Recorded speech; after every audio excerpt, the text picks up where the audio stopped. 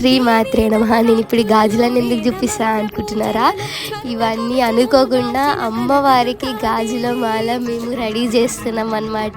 ఇప్పుడే అన్నీ గుచ్చి పెట్టుకుంటున్నాం. ఇది అమ్మ మాట ప్రకారం అసలు మేము అస్సలు ఎక్స్పెక్ట్ చేయలేదు. ఇప్పుడే అన్నీ రెడీ చేసి పెట్టుకున్నాం. రేపు పిన్ని వాళ్ళ పూజ ఉంటే మేము పిన్నికి అడిగినాం, పిన్ని ఇట్లా చేద్దామా అంటే మా పిన్ని కూడా సరే అన్నది. ఇంకా అందుకోసమే నిమ్మకాయల దండ, అమ్మవారి కోసం పూలు, ఇంకా గాజులు అన్నీ ప్రిపేర్ చేసి ఇప్పుడే పెట్టుకుంటున్నాం. చూడండి ఎంత కళ్ళు ఉంది అసలు.